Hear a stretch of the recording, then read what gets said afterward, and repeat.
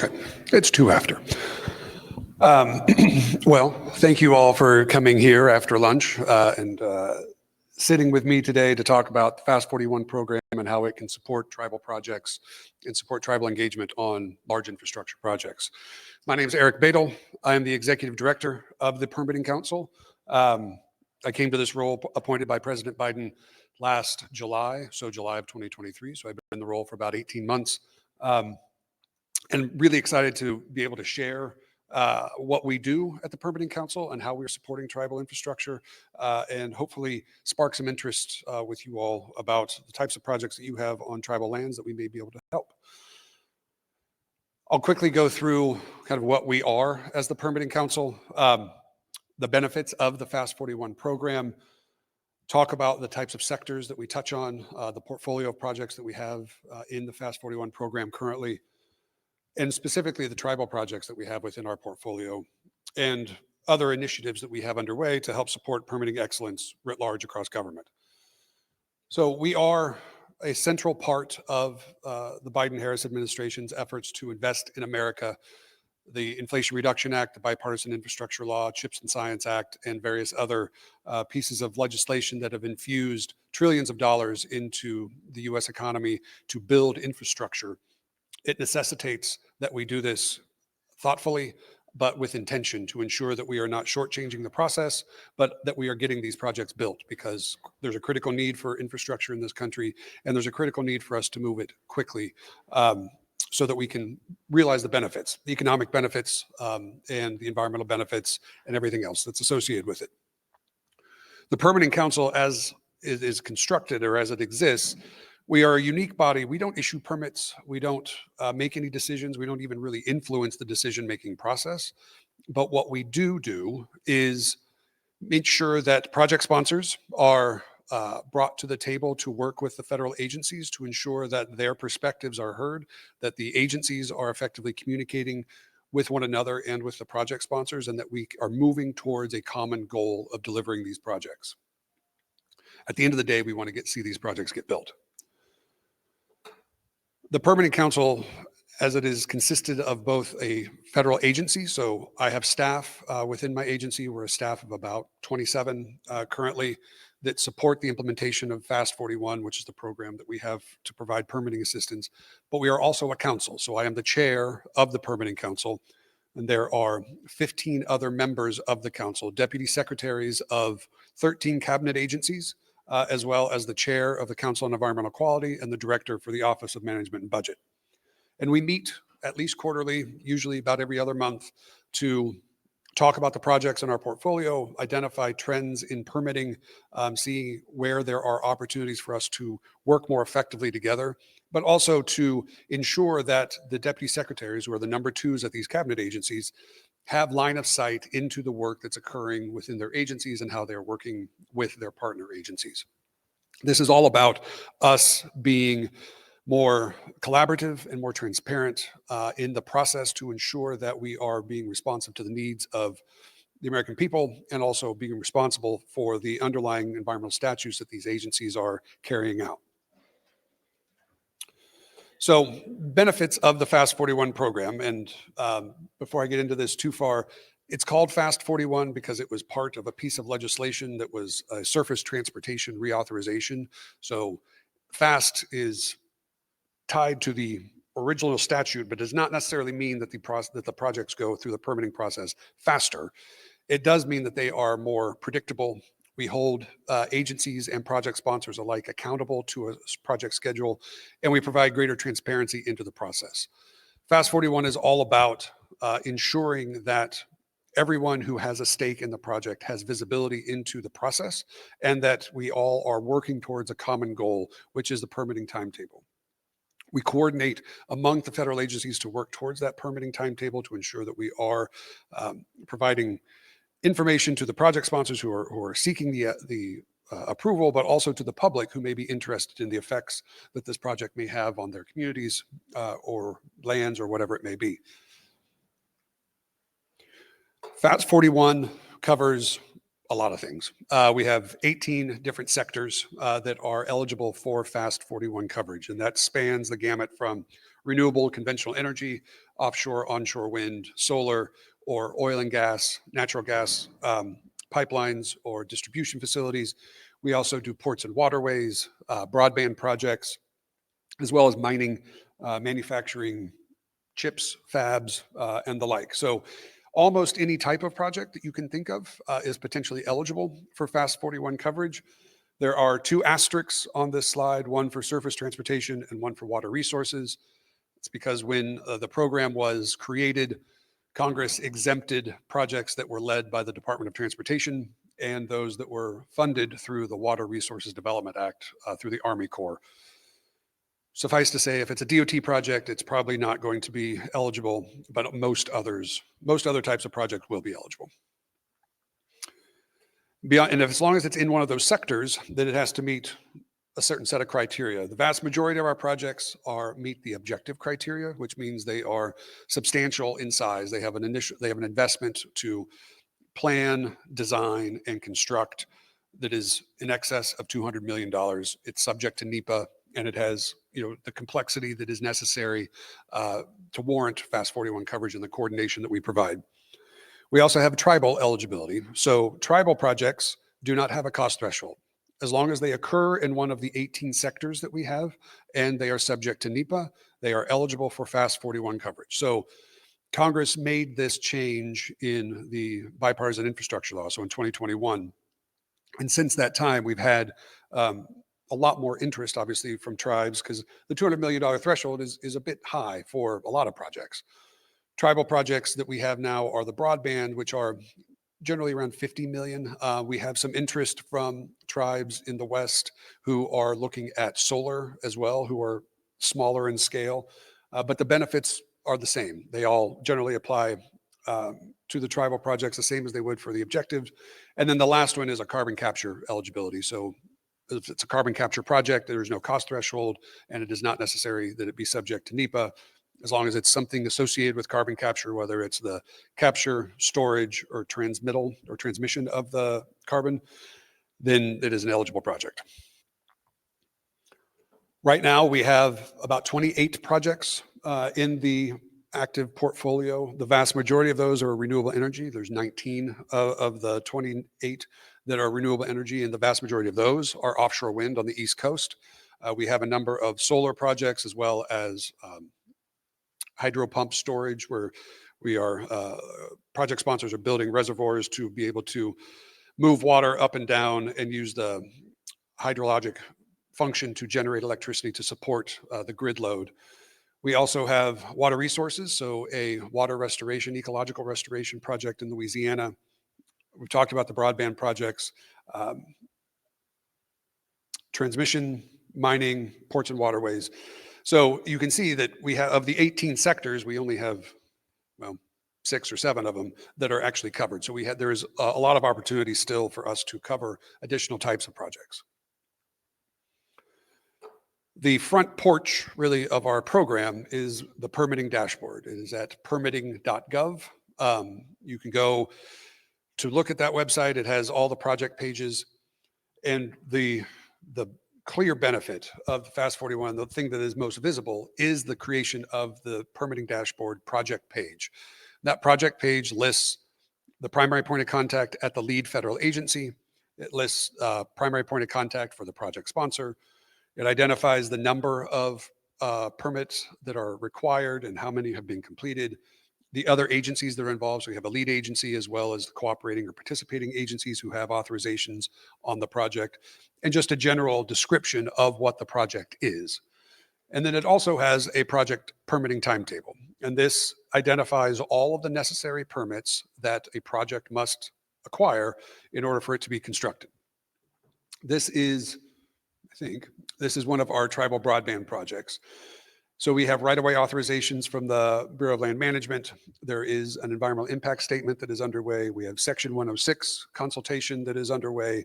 There is also right-of-way and 404 and other special use permits.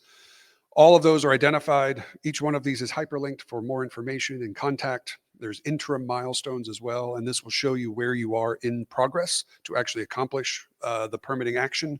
So it will show you whether or not you are ahead of schedule or behind schedule, or on schedule, which is our preference.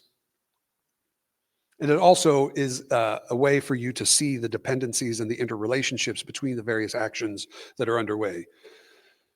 We post the federal actions. We also have the opportunity to post state actions if a state wants to opt into the process.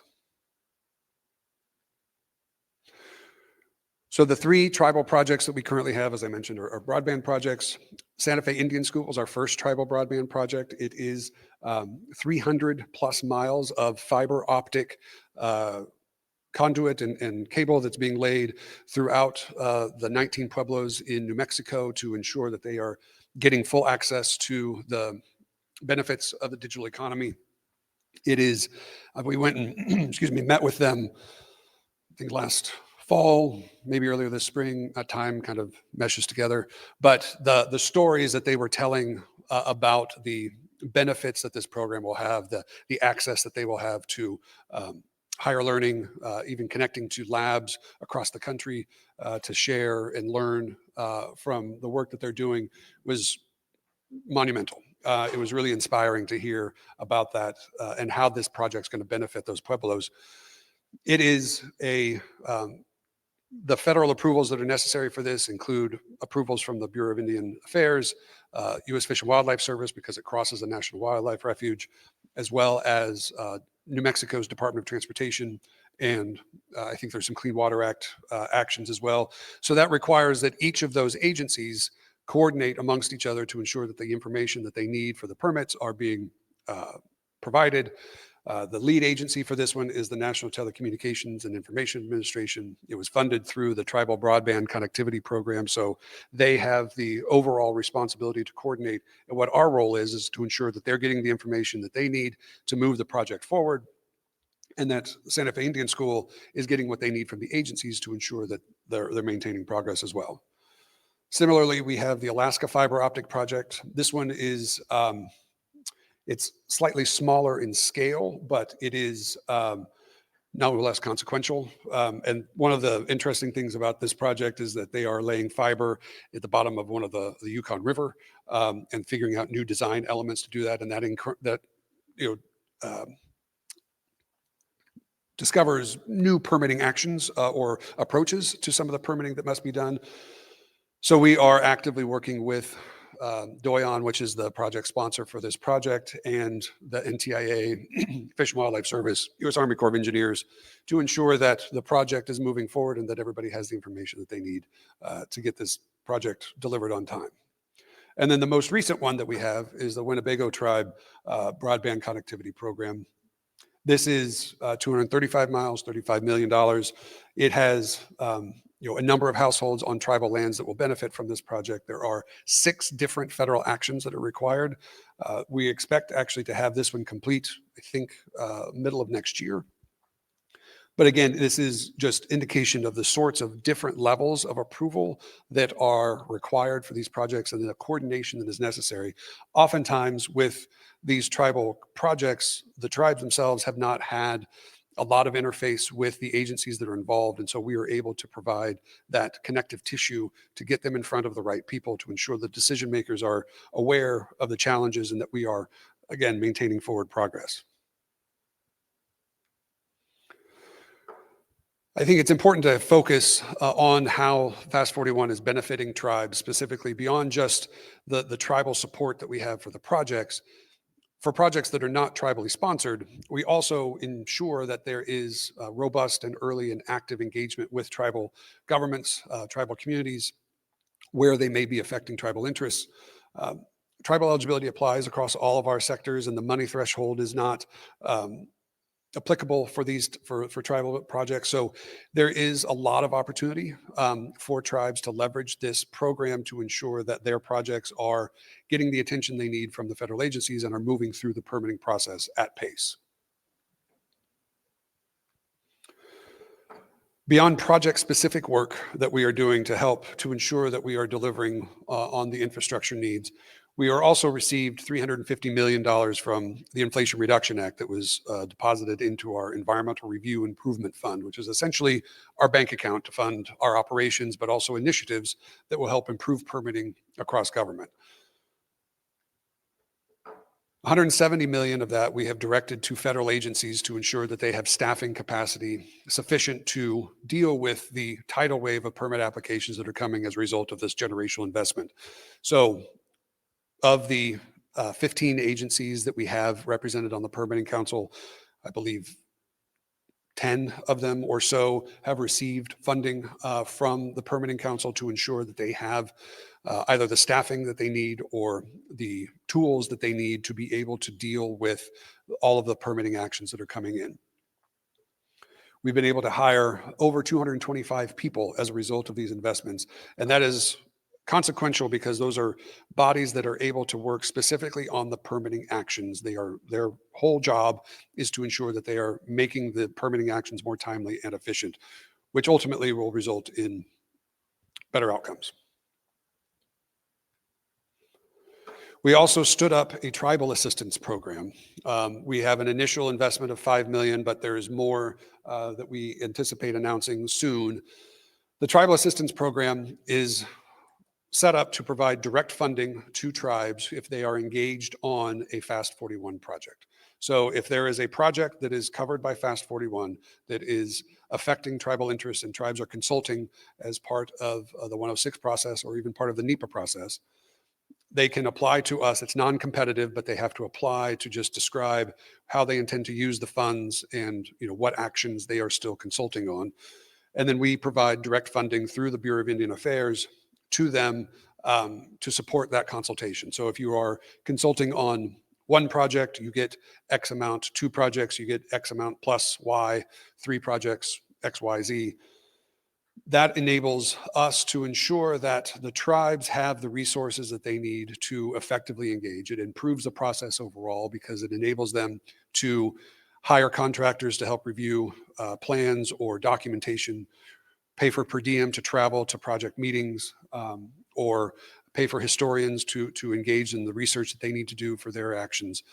The funding is extremely flexible, and the whole intent of this is to ensure that we are providing the resources necessary for the tribes to engage on all of these projects that we have coming forward. On the East Coast, there are 13 different offshore wind projects that are affecting multiple tribes, and many of those tribes are affected by multiple projects. So they are being inundated with requests for consultation, and it becomes too much. And we want to make sure that we are respectful of their needs to be able to effectively communicate with the lead agency and share their interests and their concerns. So this funding is an opportunity for us to do that. So far, we've only had 2 tribes. We rolled this out about a year ago. We've had 2 tribes so far that have applied. We had conversations with a number of others. We're hopeful that as we build awareness about the program, we'll have more tribes subscribing to it. We have more funding available to provide, but because it was the first time that we were doing this, that's why we only did an initial $5 million. As we're seeing the interest grow, we will be making additional funds available as needed. Beyond the TAP and the staffing, we've also invested $40 million in IT investments across government to modernize the permitting framework that we work under. There are a number of permitting tools that agencies rely on that use outdated technology. I use one of my favorite examples is that the Coast Guard still uses a Word document for their permit application for bridge permits that people download and fill out, and they can manipulate and then send it back, and it's a whole mess. They're using funding to actually create an online form for folks to fill out, which seems simple, but here we are in 2024 and it hasn't happened yet. We're also providing funds to Department of Agriculture to update their special use permitting software so that they can track the numbers of permits that they're doing and the time for those and increase the efficiency there. We provided funding to the Department of Energy to advance artificial intelligence use of large language models to do NEPA studies and evaluate reports or studies that were done in the vicinity of a project to assimilate that information in a way that will generate kind of background data for existing conditions. The Department of Interior is using funds to use AI to do NEPA reviews to review public comment.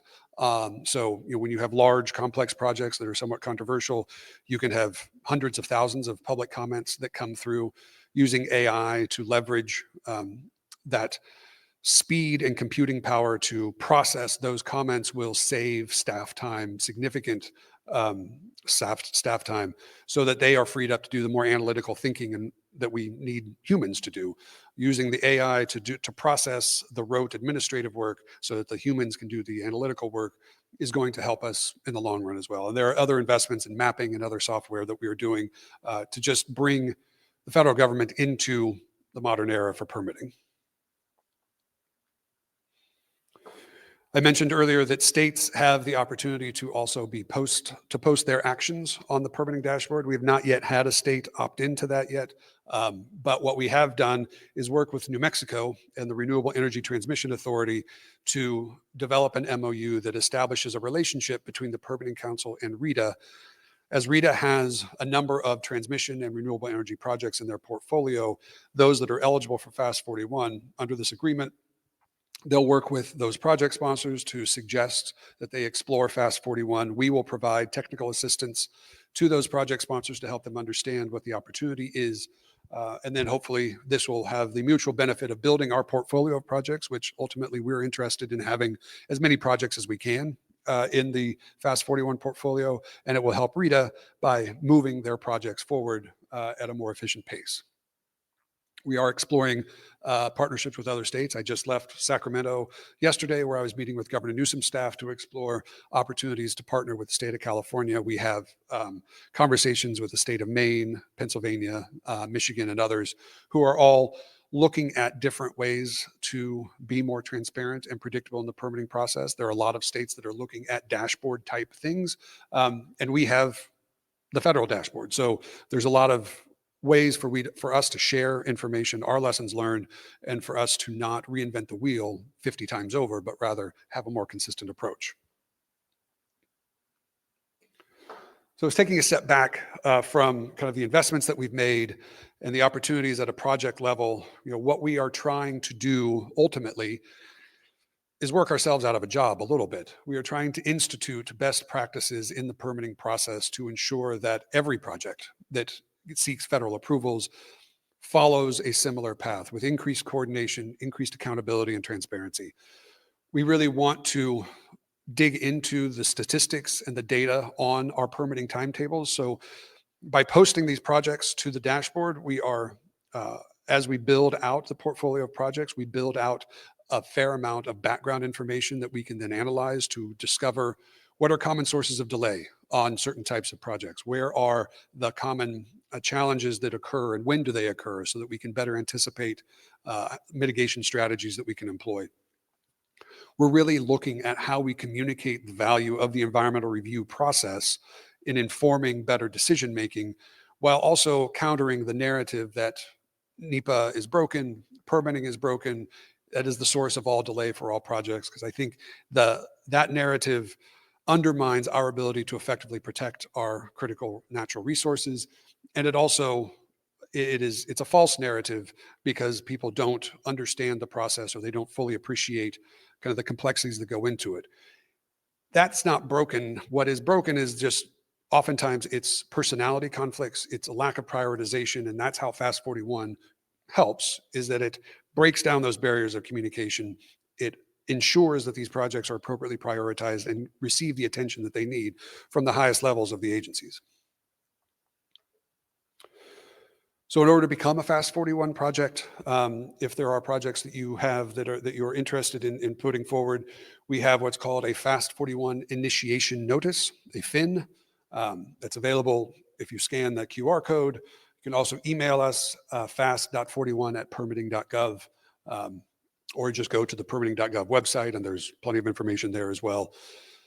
You submit a FIN. We recommend that you reach out to us if you have a project that you're thinking about. We can talk through whether it meets the eligibility criteria and whether it makes sense. Some projects may be pretty straightforward and not really benefit as much from the additional work that is necessary to become a Fast 41 project. It's not necessarily an extra burden, but what it does take a little bit extra effort just to stand up the process, to build out the permitting timetable, and to meet routinely to ensure the project is moving forward. If it's a fairly routine type project, they may not benefit as much from that. We can help inform the FIN, the draft, so that when it is finally submitted, we can have a clear determination and move forward quickly. Once a FIN comes in, we make a determination within 14 days. And then after that, the project page is created on the dashboard. And then within 60 days of that, you will have a coordinated project plan and a permitting timetable, and we'll be off to the races. So here's just some general information to follow us, connect with us however you want. We want to, the whole reason I'm here is to raise the profile of the program, to encourage tribes to engage with us. We have a lot of opportunities to support tribes, not only through the TAP program, but also at a project by project basis. We want to have these conversations. We want to engage and understand what types of projects you're facing, what challenges you're facing, and try to find ways for us to be supportive and to help you deliver on the infrastructure that you need. And that's it. So we have a lot of time for questions. Yes, I think I have to give you a mic.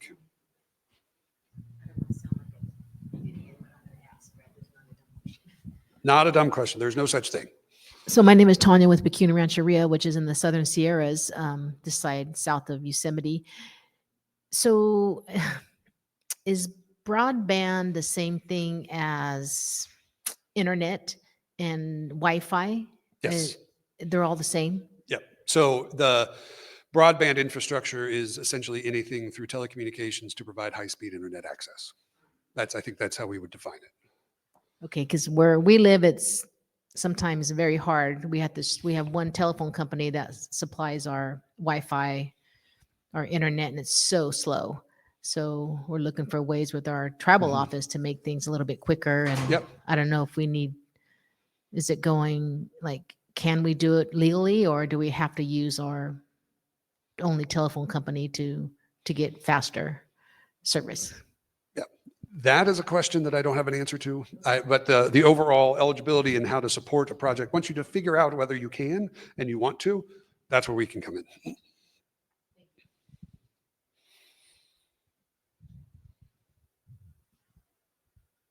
We got lots of time to kill.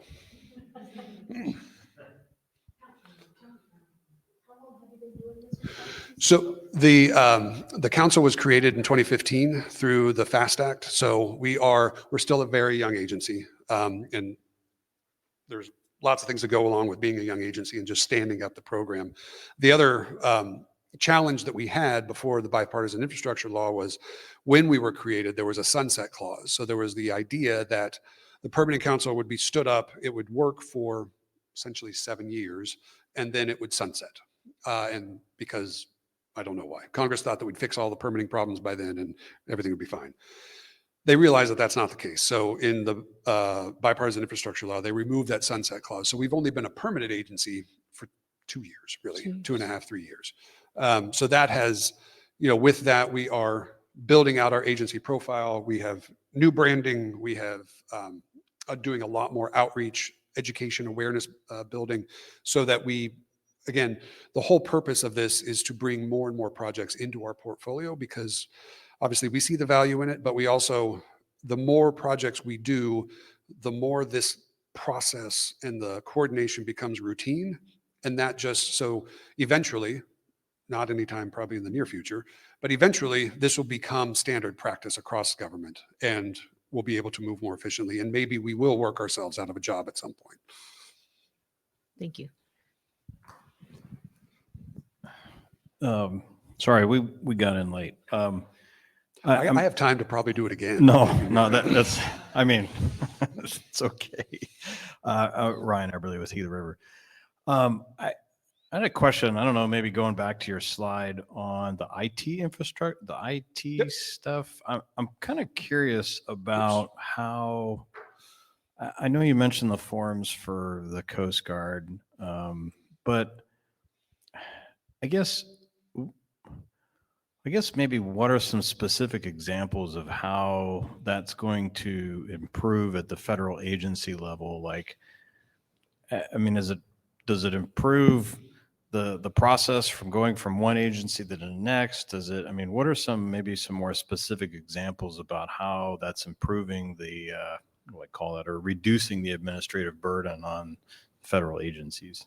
Yeah, the investments that we've made are a lot of them. So the Coast Guard is the example of just kind of modernizing an outdated tool that they have. There's also automation that can be done where there are staff members who are intaking permit applications, scanning paper applications, scanning, and then putting them into a system. There are ways to automate the way that a federal agency is just doing the intake and reviewing of the permit applications.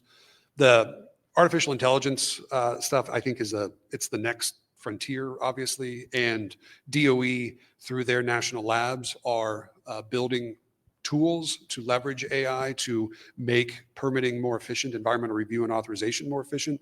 We've invested with them in that initiative.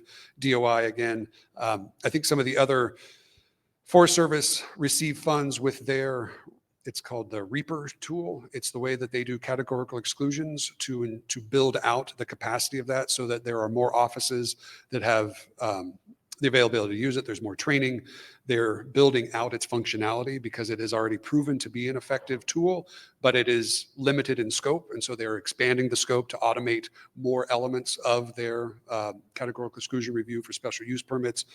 So all of this is, I mean, it's not necessarily breaking down the barriers of data sharing. That's a whole, data standardization is a whole nother issue. Okay. But individually within the agencies, they have seen the benefits of these IT investments, but oftentimes budgets are such that they don't have the capital to invest in them when it's not a line item in the budget. They haven't prioritized it before. Now we're essentially venture capitalists in the permitting world of like, we're going to provide you, a nominal amount, $5, $6, $7 million to invest in this tool. And if it works, the expectation is we'll be able to scale this and then potentially share it across government. So we are very early in this process. Each of the funding agreements that we have metrics to show, all right, we've made this investment. How are you actually reducing time for these permits to be permit decisions to be made? And that will inform future investments, but also hopefully enable us to learn what works, what doesn't, and scale those that do work so that we can provide benefits to more than just one agency. So what's the average time, I guess, for a permit to go through? Like, what's the percent they think it's going to get reduced for the processing time? That varies on each of the individual investments and each permit. So I don't think that it would be disingenuous to try and give you an average for how long a permit takes because there are so many different kinds. But the idea is that it will, in total, reduce the time and make it more efficient. That's the whole purpose of this. And if it doesn't, then we'll learn that we should make those investments in the future.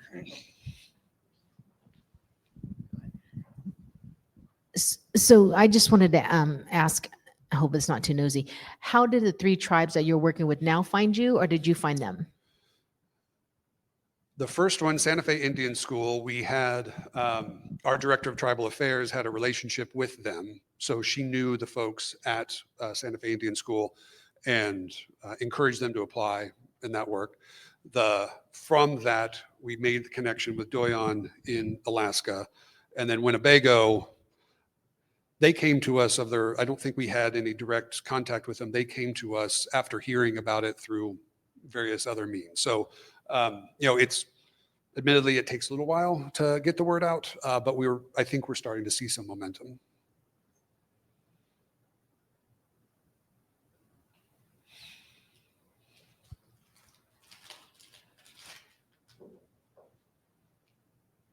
I can hang out. We can wrap. I don't know. This is the last session in this room, so. Yeah, I know. It's not the best time to have a session, but, yeah.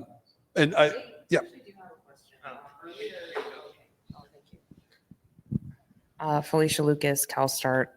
Earlier you mentioned that you were trying to coordinate with some of the state agencies to help, kind of streamline some of this permitting stuff. I was wondering if you can share, was it GoBiz by any chance that you? It was not. So I met Oh, with, okay. I met with Secretary Crowfoot, as well as with the infrastructure coordinator, Jamie Callahan, and these are very preliminary conversations just to look at like, what is California doing? How is there an opportunity for us to work together? We see, particularly in California, there are so many projects that cover almost all the sectors that we cover. There are opportunities for us to work together. We just have to figure out what that looks like. And every state's going to be different, and every project's potentially going to be different. We have ultimate flexibility in how we structure these arrangements. It really is intended to be mutually beneficial, and it has to be beneficial to the state, but also the state has to recognize, and that's where it depends on what state we work with. The state has to see the benefit for themselves, Right. and not every state is going to be that way. California, I think, is interested because Governor Newsom is very interested in permitting reform and moving these projects quicker and having greater transparency to the public. Awesome. Thank you.